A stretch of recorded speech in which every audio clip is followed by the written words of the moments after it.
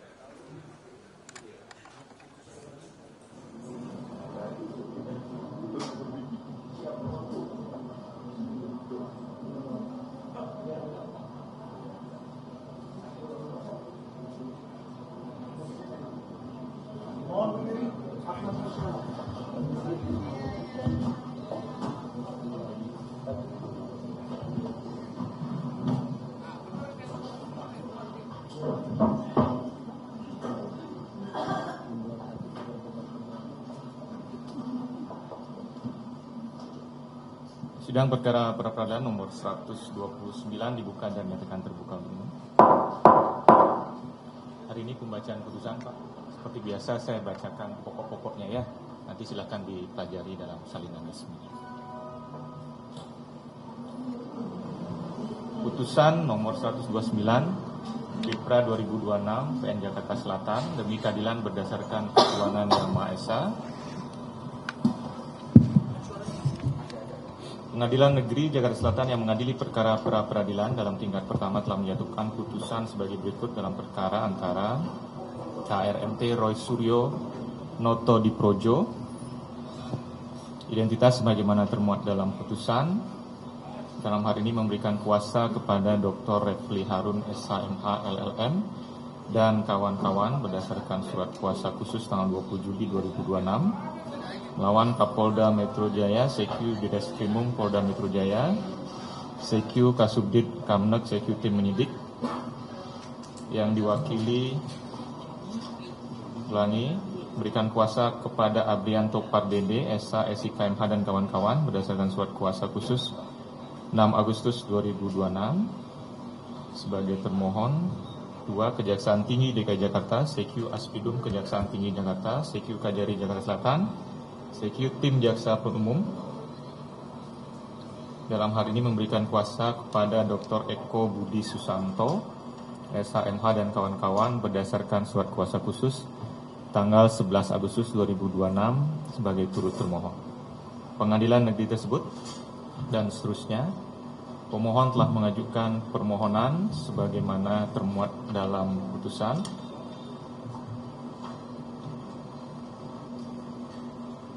Termohon telah mengajukan jawaban selengkapnya sebagaimana dalam putusan.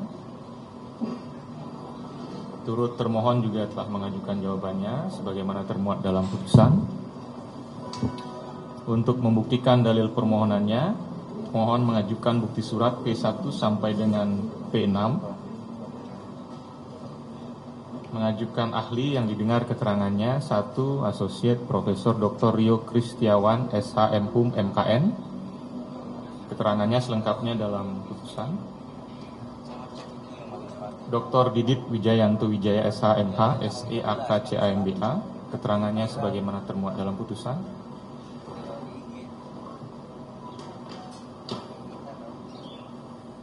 Termohon mengajukan bukti surat T1 sampai dengan T28, turut termohon mengajukan bukti surat TT1 sampai dengan TT13.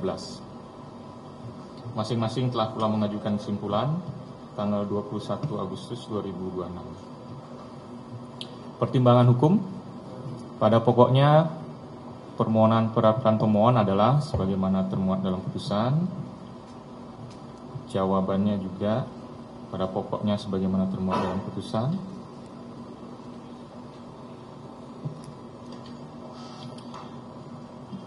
Pertimbangan hakim menimbang bahwa salah satu pasal yang mengatur acara pemeriksaan pra-peradilan dalam Undang-Undang Nomor 20 Tahun 2025 tentang KUHP adalah pasal 163 ayat 1. Acara pemeriksaan pra-peradilan ditentukan sebagai berikut. A. Dalam jangka waktu 3 hari terhitung sejak permintaan diterima, hakim yang ditunjuk menetapkan hari sidang.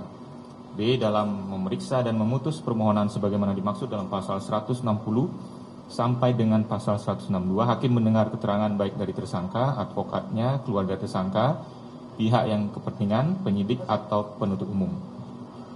C. Pemeriksaan sebagaimana dimaksud dalam huruf B dilakukan secara cepat dan dalam jangka waktu paling lama 7 hari terhitung sejak permohonan dibacakan, hakim harus sudah menjatuhkan putusannya. D. Dalam keadaan termohon tidak hadir sebanyak 2 kali persidangan, pemeriksaan pra-peradilan tetap dilanjutkan dan termohon dianggap melepaskan haknya. E. Selama pemeriksaan sebagaimana dimaksud dalam huruf C belum selesai, pemeriksaan pokok perkara di pengadilan tidak dapat diselenggarakan. F. Dalam hal putusan pra-peradilan menetapkan upaya paksa yang dilakukan oleh penyidik dan atau penuntut umum dinyatakan tidak sah, hal lain yang terkait dengan upaya paksa tersebut agar dilakukan pemulihan dalam jangka waktu paling lama 3 hari setelah putusan pengadilan. Dan G. Putusan pra-peradilan dalam tahap penyidikan tetap dapat dilakukan pemeriksaan pra-peradilan kembali pada tahap pemeriksaan oleh penuntut umum dengan permintaan baru. Menimbang bahwa ketentuan pasal 163 ayat 1 huruf E di atas lahir untuk memperbaharui pasal 82 ayat 1 huruf D KUHP lama yang berbunyi, dalam hal suatu perkara sudah mulai diperiksa oleh pengadilan negeri, sedangkan pemeriksaan mengenai permintaan kepada pra-peradilan belum selesai, maka permintaan tersebut gugur. Menimbang bahwa dalam konteks sejarahnya, berdasarkan putusan Mahkamah Konstitusi nomor 102 PUU 2015 pasal 82 ayat 1 huruf D tersebutlah diberikan makna baru, yakni permintaan pra-peradilan gugur ketika pokok perkara telah dilimpahkan dan telah dimulai sidang pertama terhadap pokok perkara atas nama terdakwa atau pemohon pra-peradilan. Selanjutnya, Mahkamah Agung juga memberlakukan rumusan hukum rapat pleno Kamar Mahkamah Agung tahun 2021 yang salah satu rumusan Kamar Pidana menyatakan dalam perkara tindak pidana sejak berkas perkara dilimpahkan dan diterima oleh pengadilan serta-merta menggugurkan pemeriksaan pra-peradilan sebagaimana dimaksud pasal 82 ayat 1 huruf D KUHP karena sejak dilimpahkan perkara pokok ke pengadilan, status tersangka beralih menjadi terdakwa. Status penahanannya beralih menjadi wewenang hakim. Dalam hal hakim pra-peradilan tetap memutus dan mengabulkan permohonan pemohon, putusan tersebut tidak menghentikan pemeriksaan perkara pokok.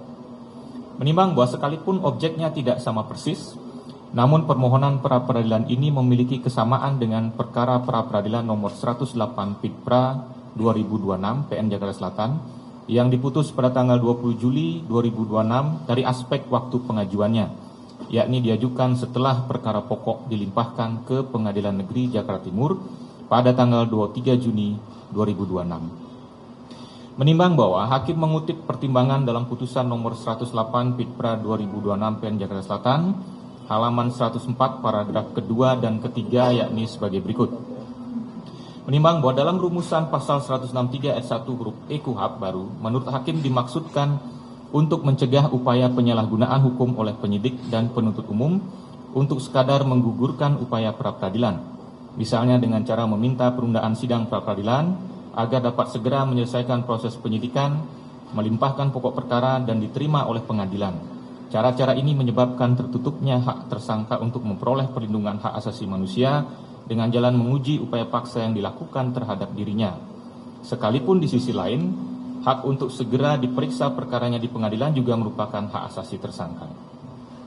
Menimbang bahwa di sisi lain, perubahan undang-undang yang berusaha menutup celah atau mengantisipasi penyalahgunaan kewenangan tersebut juga tidak boleh disalahgunakan untuk menunda-nunda pemeriksaan pokok perkara, karena hal tersebut justru akan menimbulkan ketidakpastian hukum bagi pelapor yang juga memiliki hak agar materi pokok dugaan tindak pidana yang dilaporkannya segera mendapatkan putusan dari pengadilan, terlepas dari apapun putusan yang akan dijatuhkan.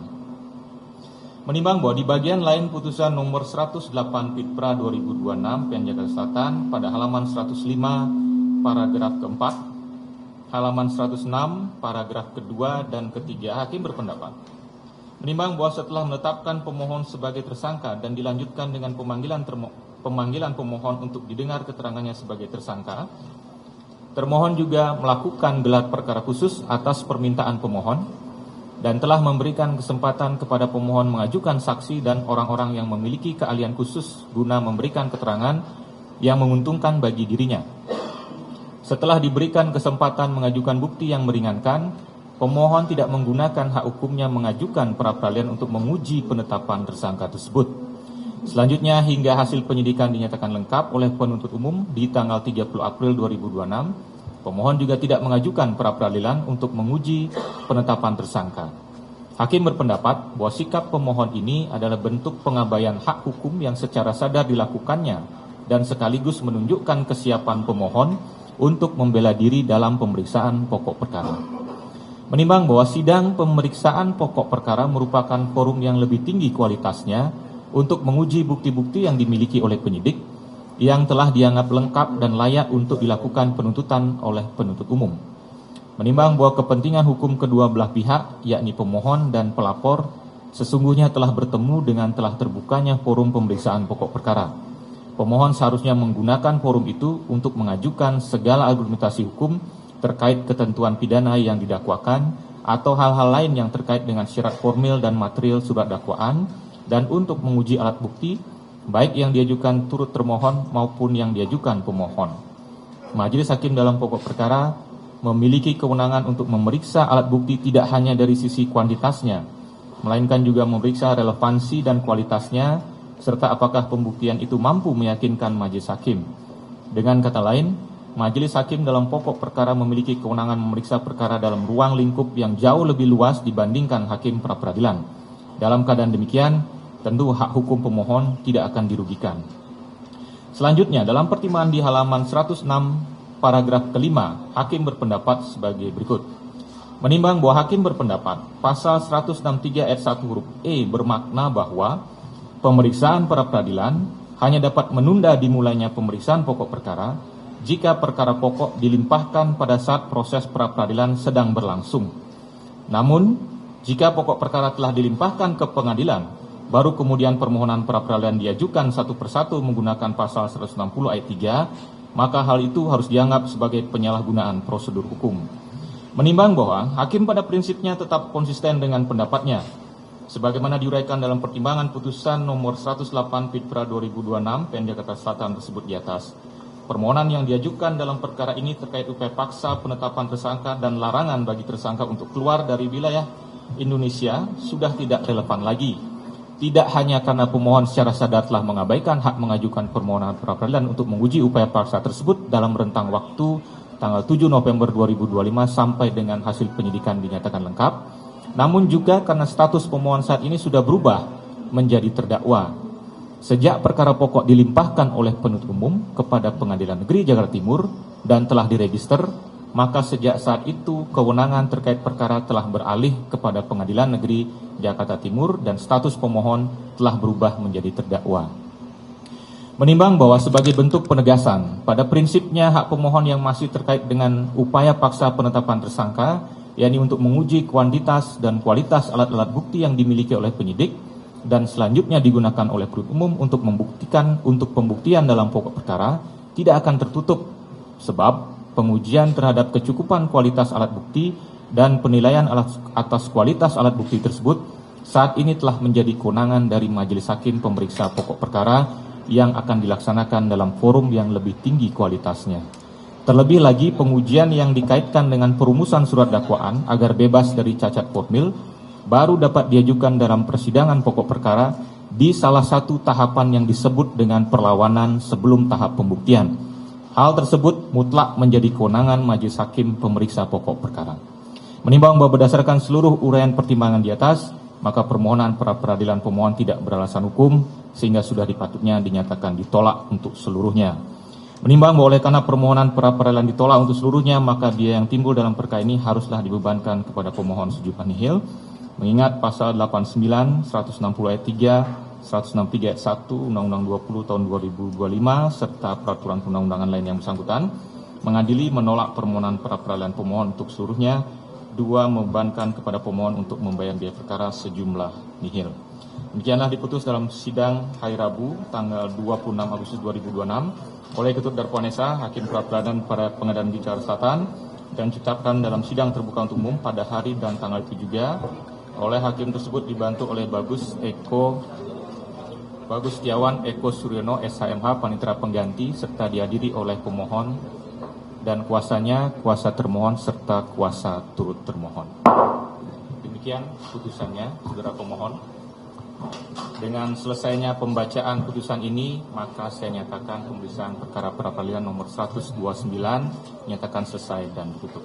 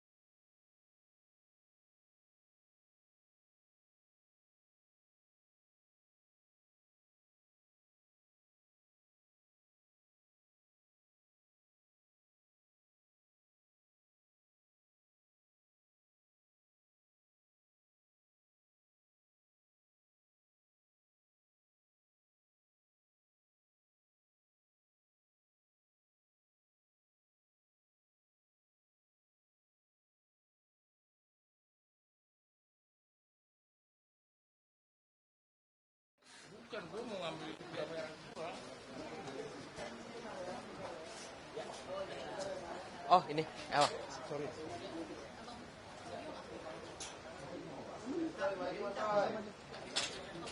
Ke sini. Oh iya. Kasih itu. Ridwan aja, Ridwan. Nah, Ridwan. Sebenarnya rekan mau ini ya. nah tetap di sini. Ini. Mantap ke sana kan? Oke ya, sudah mulai ya? Oke. Ya, Assalamualaikum warahmatullahi wabarakatuh. Terima kasih kawan-kawan yang sudah bersedia menunggu untuk mendengarkan putusan yang ya sebenarnya sudah kita duga ya. Cuma memang yang jadi masalah adalah satu nanti akan dilengkapi oleh ahli yang kami hadirkan, Mas Didit.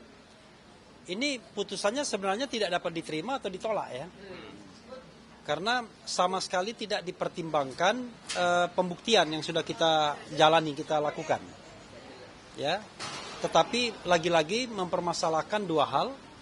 Pertama, timing pengajuan yang katanya menyalahgunakan prosedur.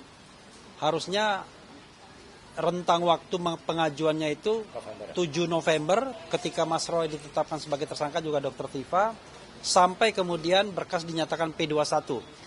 Itu P21-nya nggak jelas tanggal berapa. Iya. Tanggal 30 Maret lah, anggapnya begitu ya. 30 April. Nah, rentang itu. Yang kedua adalah setelah kasus dilimpahkan, maka sesungguhnya tidak boleh lagi mengajukan pra-peradilan. Jadi pendapat hakim adalah bahwa kalau misalnya kasusnya itu sudah dilimpahkan dalam hal ini tanggal 23 Juni dalam kasus konkret Mas Roy dan Dr. Tifa, maka pasca 23 Juni tidak bisa lagi diajukan pra-peradilan. Itu putusan dari hakim. Pendapat ya. Bukan kita hargai amar putusannya, tetapi pendapat hakim ya, rasio hakim, rasio desidendinya tentu bisa kita persoalkan. Nah, yang patut kita persoalkan itu adalah secara diametral bertentangan dengan pasal 163 ayat 1 huruf G yang berbunyi, biar tidak salah saya bacakan ya. Di sini dikatakan 163 ayat 1 huruf G Undang-Undang Nomor 20 tahun 2025 tentang Kitab Undang-Undang Hukum Acara Pidana dikatakan bahwa putusan pra-peradilan pada tahap penyidikan tetap dapat dilakukan pemeriksaan pra-peradilan kembali pada tahap pemeriksaan oleh penuntut umum dengan permintaan baru. Artinya, kalau kita bicara yang namanya penyidikan itu, ya kan, selesai, completed, ya, ini dikatakan dalam tahap penuntutan pun masih bisa diajukan pra-peradilan. Bagaimana hakim kemudian berpandangan bahwa time frame mengajukan pra-peradilan itu adalah pada saat seharusnya katanya pada saat ditetapkan sebagai tersangka sampai kemudian selesainya tahap penyidikan. Nah, dalam kasus ini ya hampir tidak ada yang namanya proses di kejaksaan karena ketika pelimpahan tahap 2 pada tanggal 22 Juni, pada tanggal 23 sudah ada pelimpahan. Bahkan kita sudah mendapatkan pada waktu itu surat dakwaan. Karena itu menurut saya ini patut kita persoalkan dan kita permasalahkan. Ya mudah-mudahan nanti kita pertimbangan untuk kita permasalahkan ke Mahkamah Konstitusi. Ya kita uji pasal 163 Undang-Undang Nomor 20 2025 secara keseluruhan. Sebenarnya bagaimana sih manajemen pra-peradilan ini? Apakah kemudian sebagaimana dikatakan hakim tunggal, dan jangan lupa ini baru putusan ya, kita belum bisa menganggapnya sebagai jurisprudensi. Karena antara hakimnya Dr. Tifa dan hakim Mas Roy berbeda. Hakim Dr. Tifa mendasarkan pada SEMA mengatakan NO putusan tidak dapat diterima. Begitu ya kemarin ya. Kalau sekarang ditolak. Padahal kita mengatakan ditolaknya di mana? Kalau dia mendasarkan pada time frame dan mendasarkan kepada pelimpahan yang guidance-nya adalah SEMA, maka sesungguhnya pokok perkara yang sudah kita periksa itu tidak di-challenge sama sekali. Kita tahu bahwa proses kemarin kita mengajukan 2 ahli, ya, Mas Didit dan satunya lagi Pak Rio, dan mereka sama sekali tidak mengajukan baik saksi maupun ahli. Artinya kalau kita bicara tentang kecukupan minimal 2 alat bukti, mereka tidak bisa buktikan. Mereka hanya menyampaikan bukti surat saja, satu jenis alat bukti saja. Sementara kita paling tidak selain surat kita ajukan juga ahli. Nah karena itu ini saya kira patut kita persoalkan baik ke MK, bisa juga ke KY barangkali ya. Ini bukan bentuk intimidasi, tetapi ini sekedar mempertanyakan apakah begini governance pra-peradilan itu. Apalagi ada SEMA yang sudah mengguidance bahwa setelah pelimpahan pra-peradilan harus dinyatakan tidak dapat diterima, dan ini merusak independency of judiciary. Jadi sekalipun Ketua Mahkamah Agung tidak boleh mengintervensi putusan seorang hakim, karena putusan itu adalah mahkota seorang hakim. Kehormatan hakim ada di independensi dalam membuat putusan. Nah, selanjutnya kami ingin memberikan kesempatan kepada ahli kami, Mas Didit Wijayanto, untuk menyampaikan hal-hal yang barangkali perlu disampaikan terkait dengan pembelajaran penting dalam hal pra-peradilan. Silakan Mas Didit. Baik. Agak ke tengah lagi Pak. Nah. Ya. Baik, terima kasih ya.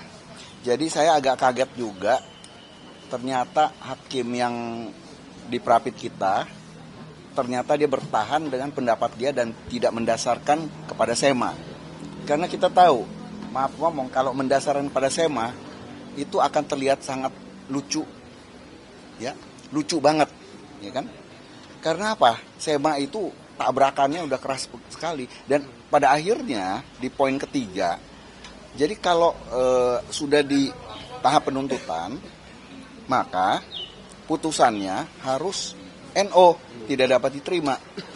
Jadi kok ada ya Mahkamah Agung mengatur putusan hakim, dan yang nggak tahu putusannya yang di Dr. Tifa ngikutin SEMA itu. Lah kan lucu, ya kan? Yang ini separuh ngikutin. Yang ini separuh, dia juga sadar itu lucu banget.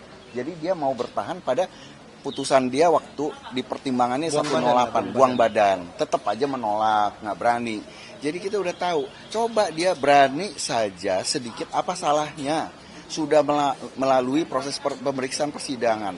mau dibilang kita mau ngulur-ngulur waktu, mau apapun, ya sudah, pertimbangkan dong, ya, kan sudah dilalui, ngapain lagi? Dia yang justru sekarang begini mempermainkan. Kepastian hukum tidak hanya di perkara pidana pokok, kepastian hukum juga bisa diperoleh di pra-peradilan, apalagi keadilannya, ya. Kita kan melihat putusan ini juga mengatakan demi keadilan berdasarkan ketuhanan Maha Esa, bukan demi kepastian hukum. Di sini juga pengadilan, bukan lembaga pemastian hukum, ya. Jadi jelas keadilan yang harus duluan. Nah, nggak dipertimbangkan sama sekali. Terus dibilang menolak. Katanya juga waktu itu dia bilang nggak ada putusan pra-peradilan yang tidak dapat diterima. Buktinya tetap aja Mahkamah Agung juga menyuruh begitu, dan putusan hakim yang ini sebelumnya yang pada ganti rugi juga tidak dapat diterima. Jadi kan udah rancu itu namanya, pertimbangan-pertimbangan hukumnya, pendapat-pendapat hukumnya. Ya, saya menyayangkan ini pembuktian bahwa azas negara hukum sudah dilanggar. Ini adalah azas negara kekuasaan. Mau-maunya kekuasaan kalau memutus, ya, sayang. Ya, tadi seperti Bang Refli bilang, mungkin kita perlu kita uji pasal 163. Kalau sudah baca penjelasannya adalah cukup jelas, jadi nggak boleh ditafsir-tafsirkan. Kalau tadi ditafsirkan, itu nggak boleh itu. Tadi saya dengar itu, ya, ditafsirkan pasal 163 ayat 1 huruf E, ditafsirkan bahwa ini harusnya sebelum jadi terdakwa. Kalau jadi terdakwa itu Mas Roy belum, karena belum dibacakan surat dakwaan, kecuali sudah dibacakan, ya. Nah itu poin penting sekali, dan tidak boleh ditafsirkan itu, karena dia tidak bisa menafsirkan 163 ayat 1 huruf E, karena sudah cukup jelas, ya. Demikian kalau saya pikir. Saya cukup, ya, terima kasih. Oke, jadi gini ya, biar kita pahamnya tidak. Jadi gini, apa yang kita mohonkan ini adalah mostly soal upaya paksa. Upaya paksa itu ada 9 jenis, ya. Bisa dilihat di pasal berapa? Pasal 89 ya. Pasal 8. Dan kemudian yang paling penting adalah pasal 163. Kalau kita baca pasal 163 itu sesungguhnya tidak ada yang seperti dikatakan oleh hakim, ya. Pasal 163 ayat 1 kita bacakan biar kita fair, ya. Acara pemeriksaan pra-peradilan ditentukan sebagai berikut. Dalam jangka waktu 3 hari terhitung sejak permintaan diterima, hakim yang ditunjuk menetapkan hari sidang. Oke. Selama ini sudah dipatuhi. Kita setelah kita mendaftarkan, itu biasanya hari sidang 3 hari kita sudah tahu hari sidangnya. Dalam memeriksa dan memutus permohonan sebagaimana dimaksud dalam pasal 160 sampai dengan pasal 162, hakim mendengar keterangan baik dari tersangka atau advokatnya, keluarga tersangka, pihak yang berkepentingan, penyidik atau penuntut umum. Ini sudah dilakukan, ya. Kemudian pemeriksaan sebagaimana dimaksud dalam huruf B dilakukan secara cepat dan dalam jangka waktu paling lama 7 hari terhitung sejak permohonan dibacakan, hakim harus sudah menjatuhkan putusannya. Kita tahu bahwa 7 hari dalam prakteknya jadi 7 hari kerja, ya, bukan 7 hari pure, ya. Padahal harusnya 7 hari, ya 7 hari kalender. Tapi sudahlah, kita terima ini sebagai sebuah 7 hari kerja.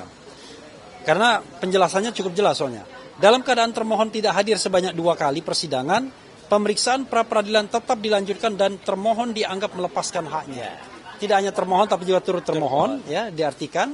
Dan kita tahu bahwa sidang ini dilanjutkan tanpa kehadiran turut termohon dalam sidang sebelumnya, yang ketiga. Jadi sudah ada presidennya, sudah benar. Selama pemeriksaan sebagaimana dimaksud dalam huruf C belum selesai, pemeriksaan pokok perkara di pengadilan tidak dapat diselenggarakan. Sudah dihormati, baik Dr. Tifa maupun Mas Roy sudah dihormati haknya untuk mengajukan pra-peradilan. Tetapi yang jadi masalah adalah pasal ini ditafsirkan bahwa ketika sudah dilimpahkan, maka kalau ada pra-peradilan harus diputus dengan NO atau dinyatakan tidak dapat diterima. Artinya secara teoritis permohonan kami kelima yang sudah kami ajukan ganti rugi, kami perbaiki, ada turut termohonnya Menteri Keuangan, itu potensial untuk dinyatakan tidak dapat diterima dong jadinya. Padahal itu adalah upaya lanjutan setelah penangkapan, penahanan dan sebelumnya Penggeledahan. penggeledahan itu dikabulkan permohonannya. Jadi ada masalah di situ. Kemudian F, dalam hal putusan pra peradilan menetapkan upaya paksa yang dilakukan oleh penyidik dan atau penuntut umum dinyatakan tidak sah, hal lain yang terkait dengan upaya paksa tersebut agar dilakukan pemulihan dalam jangka waktu paling lama 3 hari setelah putusan pengadilan. Ini terpisah ya. Tapi kami tidak mengajukan rehabilitasi ya. Jadi tidak kami minta ajukan, tapi yang kita ajukan ganti rugi. Nah, yang paling fatal ini adalah huruf G, bahwa putusan pra peradilan pada tahap penyidikan, ya ini sudah tahap penuntutan sekarang, tetap dapat dilakukan pemeriksaan pra peradilan kembali pada tahap pemeriksaan oleh penuntut umum dengan permintaan baru. Jadi ketika kemudian dalam tahap di dalam penuntutan juga bisa dimintakan. Jadi bukan dalam tahap penyidikan. Jadi kalau hakim tadi mengatakan bahwa seharusnya diajukan time frame-nya dalam proses penyidikan, mulai ditetapkan sebagai tersangka tanggal 7 November sampai kemudian tanggal 30 April ketika dinyatakan P21, maka ini bertentangan dengan pasal ini. Pertanyaannya adalah, kalau kemudian posisinya pemeriksaan di dalam oleh jaksa penuntut umum itu diartikan sebelum pelimpahan, ya kan? Maka sekali lagi itu adalah tafsir yang tidak jelas di dalam, yang tidak ada kalimatnya di dalam sini. Nah karena itu menurut saya untuk menghapus keraguan-raguan memang baiknya ada putusan Mahkamah Konstitusi yang bisa firm menyatakan pasal ini sebagai berikut, bukan oleh surat edaran Mahkamah Agung. SEMA itu tidak berhak, apalagi SEMA itu selain di bawah undang-undang, dia juga kuasi regulasi, kuasi peraturan. Ya. Jadi SEMA itu surat edaran yang sifatnya internal, sesungguhnya harusnya tidak berlaku secara eksternal mengikat Mas Roy dan kawan-kawan. Ya. Karena itu misalnya Mas Roy mau mengajukan pra peradilan dikatakan sudah ada SEMA, wah itu nggak benar. SEMA tidak mengikat Mas Roy. Tetapi memang masalahnya dalam sejarah hakim lebih takut dengan SEMA daripada konstitusi, itu masalahnya. Ya, karena konstitusi mengatakan pra peradilan ini kawan-kawan ini untuk mengecek ya tindakan hukum yang dilakukan oleh baik penyidik maupun penuntut. Nah, apa yang dicek? Dicek adalah bagaimana dia melakukan proses hukum, apakah sesuai atau tidak dengan undang-undang, apakah melanggar hak asasi manusia atau tidak. Karena itu pra peradilan sesungguhnya adalah instrumen hak asasi manusia dari tersangka setidaknya untuk mengecek perilaku atau tindakan negara dalam melakukan proses hukum terhadap dirinya. Sehingga kalau ada pembatasan terhadap instrumen itu, maka pembatasan tersebut hanya boleh ada di undang-undang, tidak boleh di peraturan di bawah undang-undang. Karena ini adalah pembatasan upaya warga negara untuk mencari keadilan dengan instrumen hukum yang disediakan oleh undang-undang. Karena itu tidak boleh dibatasi oleh peraturan di bawah undang-undang. Itu yang ingin saya sampaikan. Ya. Ristan ada tambahan? Cukup. Ada tambahan yang lain? Satu suara lawan. Oke, Mas Roy, silakan. Baik. Mas Roy ke tengah. Ya, Assalamualaikum warahmatullahi wabarakatuh. Waalaikumsalam. Ya, pertama-tama terima kasih atas kesetiaannya untuk tetap hadir pada putusan pra peradilan yang keempat. Dan jangan lupa, ya, kami tetap mengajukan pra peradilan yang kelima, dan itu nanti akan mulai disidangkan pada tanggal 31 Agustus tahun 2026 minggu depan, ya, gitu. Jadi sudah ada jadwalnya keluar. Nah, soal jadwal ini penting. Kenapa saya bilang soal jadwal? Karena jadwal ini bisa diketahui umum dalam SIPP, Sistem Informasi Pokok Perkara, ya, SIPP. Nah, ini yang menjadikan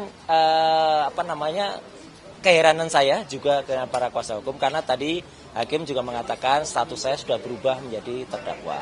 Padahal kita tahu, Pak Refli Harun tadi juga sudah mengatakan status tersangka menjadi terdakwa itu kalau sudah duduk di kursi persidangan dan dakwaan dibacakan. Nah, jadi itu belum terlaksana.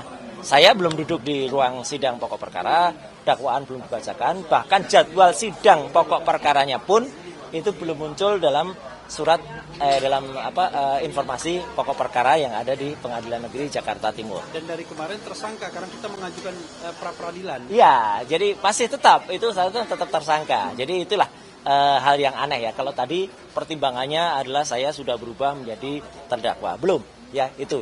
Dan yang kedua yang penting banget, tadi saya ulangi lagi, bahwa kalau melihat pertimbangan yang ada dari fakta-fakta persidangan, jelas banget tadi yang disampaikan Pak Refli ya, bahwa pada saat sidang yang ketiga ya gitu.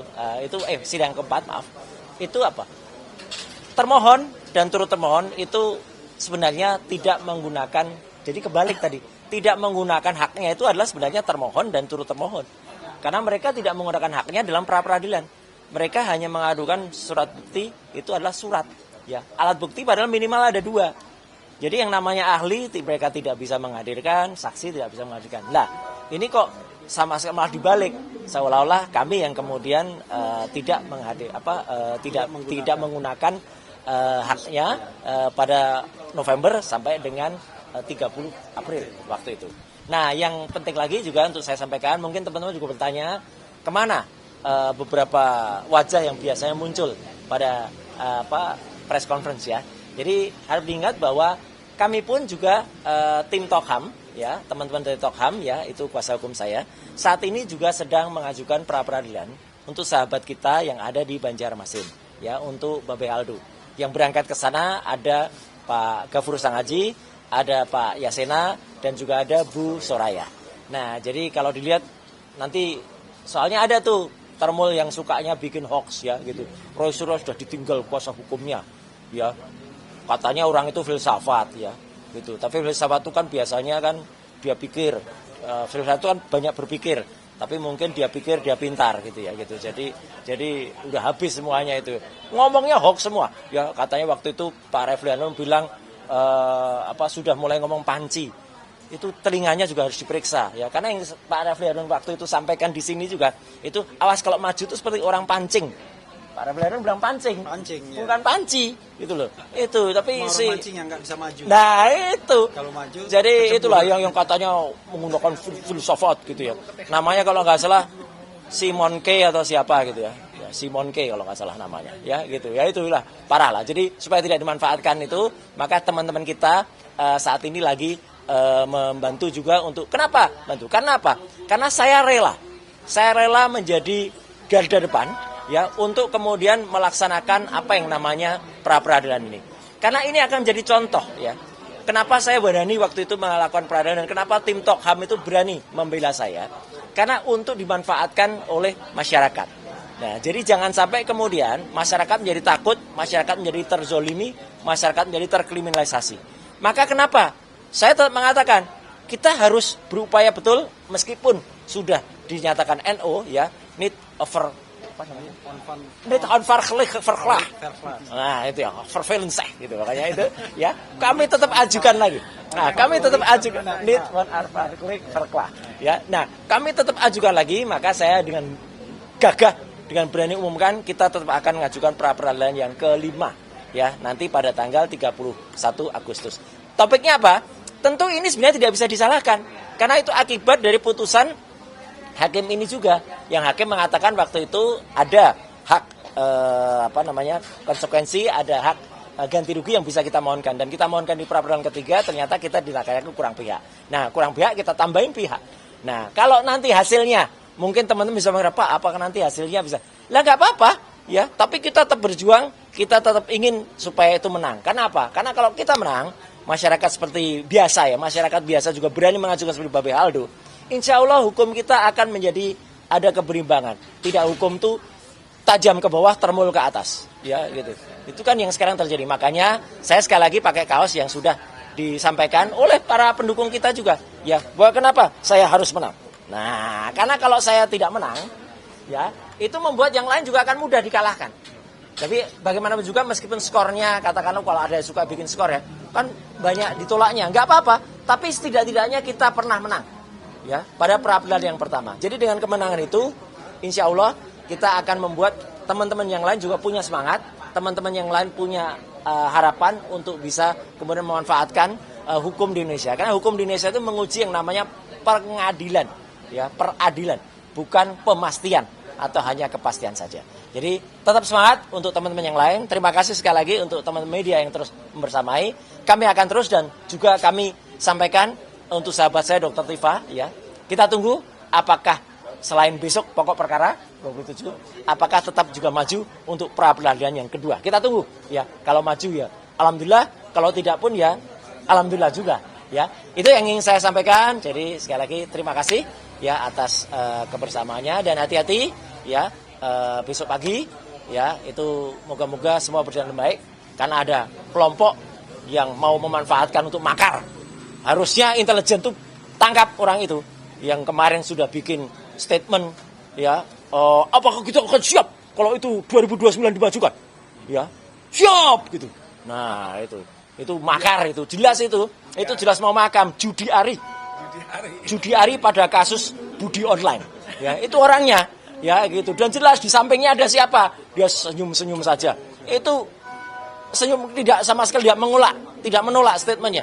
Jadi makanya hati-hati besok pagi, ya semoga Indonesia tetap baik, semoga Presiden Prabowo tetap juga bisa mengemban amanah rakyat dengan baik, dan tidak ada yang numpangi demo besok pagi seperti yang smart yang dilakukan oleh adik-adik UI, ya tidak turun besok pagi, ya karena menurut saya agak aneh juga, ya demo soal perampasan aset, kok yang demo malah dari luar kota agak jauh ke sana.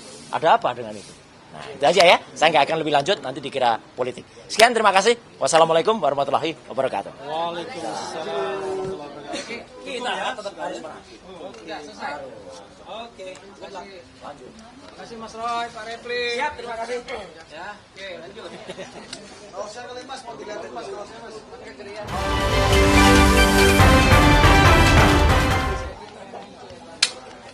Bukan kaos merek jamu ya, yang saya pakai di live kemarin. Ya itu ada. Oke.